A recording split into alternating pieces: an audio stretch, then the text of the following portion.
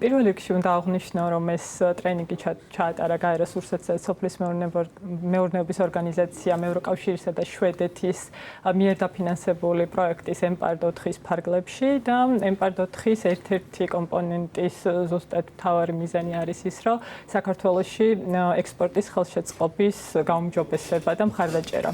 რადგან ღვინო არის ერთ-ერთი ყველაზე ექსპორტირებადი პროდუქტი საქართველოდან, ეს ტრენინგი თავიდან ბოლომდე მოიცავდა ღვინის ექსპორტის გაძლიერებას. ამ ტრენინგის ფარგლებში ჩვენ მოვიწვიეთ FAO-ს საერთაშორისო კონსულტანტი ღვინის სფეროში 15 წელზე მეტი გამოცდილებით, როგორც მარკეტინგის, ასე ექსპორტის მიმართულებით. ეს არის ჯული პეტერსონი, რომელიც მუშაობდა ასევე ღვინის ეროვნულ სააგენტოსთან და ძალიან კარგად იცის ქართული ღვინის პოტენციალი სხვა ბაზრებზე. და ამ ტრენინგის ფარგლებში ძირითადად მიმოვიხილეთ ისეთი თემები, რომელიც შეეხებოდა სხვადასხვა ძირითადად მიმოვიხილეთ 7 ბაზარი უკაცრავად. ეს იყო ამერიკა, კანადა, სკანდინავიის 4-ვე ქვეყანა და გერმანია. ეს ბაზრები შეირჩა ზუსტად იმ მიმართულებით საექსპორტო პოტენციალის მიმართულებით. რაღაც ქვეყნებში, როგორც არის თუნდაც გერმანია, ამერიკა, უკვე გვაქვს ღვინის ექსპორტი, საკმაოდ დიდი რაოდენობით, თუმცა ისეთი ქვეყნები, როგორც არის კანადა და ახალი, როგორც ღვინის ეროვნული სააგენტოს წარმომადგენელმა აღნიშნა თვითონ ტრენინგის დროს, ეს არის ახალი სტრატეგიული ქვეყანა.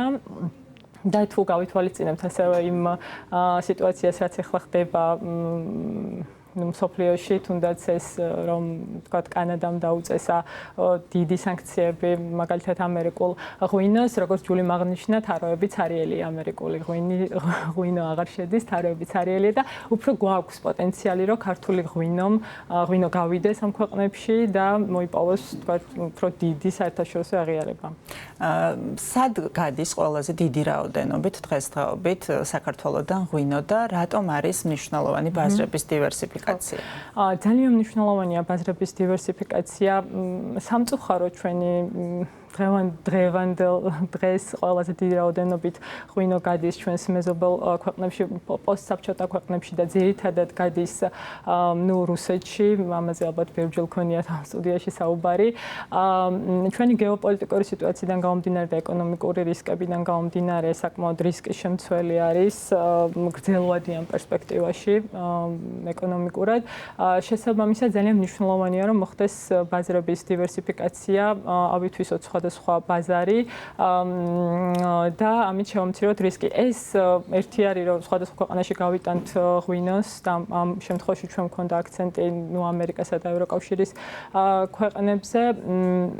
ეს იმის პოტენციალს გაზრდის, რომ პოპულარიზაცია ქართული ღვინის გაიზრდება საერთაშორისო ბაზარზე, ეს შემოიყვანს ტურისტს, რა თქმა უნდა, და უფრო კონკურენტუნარიან გარემოში უფრო განვითარდება ეს სექტორი, დარგის განვითარებას ძალიან შეუწყობს ხელს. რამდენად არის ამ ქვეყნებში ქართულ ღვინოზე მოთხოვნა და რამდენად უწევს კონკურენციას ქართული ღვინო სხვა ექსპორტირებულ ღვინოებს, არა მხოლოდ ხარისხით, მათ შორის გულისხმობ ფასსაც? არის მოთხოვნა ამ ქვეყნებში. ხა როცა ამერიკის მაგალითი რო ავიღოთ, იმხელა არის ამერიკა, როგორც ჯული აღნიშნა, სადღაც 9 მილიონზე მეტი ბაიერი, იმპორტიორი, რესტორანი და ბარი არის, რომელიც ღვინის რეალიზებას აკეთებს. და დღესდღეობით ქართული ღვინო შედის რაღაც გარკვეულ მხოლოდ რამდენიმე შტატში. გვაქვს იმის პოტენციალი, რომ სხვადასხვა შტატები ავითვისოთ. ყველაზე დიდი ბაზარი არის ექსპორტის მხრივ ამერიკის შეერთებული შტატები თუნდაც და რა თქმა უნდა ძალიან რთული არის კონკურენცია გაუწიო მაგალითად ევროპულ ღვინოს ყველაზე დიდი რაოდენობის ეს შედის, თუმცა ჩვენი ღვინის თვისებებიდან გამომდინარე, ჩვენი უნიკალური მეთოდებიდან გამომდინარე, ახალი ჯიშები, ან იმ ჯიშებიდან გამომდინარე, რომელიც ახალი არის მაგალითად ამერიკელი მომხმარებლისთვის, გვაქვს ძალიან დიდი პოტენციალი თუ კომპანიები შეძლებენ იმას, რომ სწორად დაგეგმონ მარკეტინგული სტრატეგია, სწორად კონდეთ კომუნიკაცია იმპორტიორებთან და შექმნან რა თქმა უნდა ბრენდის. ქართული ღვინო. ფასის მხრივ, სხვათა შორის, ახლა როგორც ჯული აღნიშნა, ანუ ზრდა უფრო არის პრემიუმ ხარისხის ღვინოების ბოლო წლები. ანუ მომხმარებელს უფრო უნდა პრემიუმ ხარისხის ღვინოების, სადაც ზუსტად არის ქართული ღვინის ადგილი. შესაბამისად, შეუძლია რომ გადაიხადოს ძვირი. ნუ არის ისიც რომ ეხლა რა თქმა უნდა ეს დაგვემატა პლუს 10% ტაქსის ქვეშ მოვხდით. ესეც უფრო კონკურენტუნარიანს გახდის რა თქმა უნდა ქართული ღვინის გაყიდვებს ამ ქვეყნებში. თუმცა ესეც განვიხილეთ ესე ვთქვათ ამ ტრენინგის დროს და ესეც აღნიშნა ჯუნი რომ ეს უფრო არის იმპორტიორის ტაქსი ესე ვთქვათ და მერე უკვე გრძელვადიან თანამშრომლობის დროს რა თქმა უნდა ხდება მოლაპარაკება მწარმოებელთან და ერთად ხდება ვთქვათ ამის განაწილება. თუმცა შეიძლება ევროპულ ღვინოსთან შედარებით უფრო დადებითიც არის ეს. თავად ღვინის მწარმოებლები რას ამბობენ? რა არის ის მთავარი გამოწვევები, რასაც აწყდებიან ექსპორტის დროს ისეთ ქვეყნებში, რომლებიც თქვენ ჩამოთვალეთ და რომელიც მეტნაკლებად უფრო ასათვისებელია? სადარიან თუ არა ბაზრების დივერსიფიკაციისთვის. ერთ-ერთი ძალიან ესეთი გამოწვევა, რაზეც ალბათ მუშაობს ღვინის ეროვნული სააგენტოს ასოციაციებიც არის ლოჯისტიკური პრობლემა, რასაც ყოველთვის ახსენებენ ხოლმე მწარმოებლები.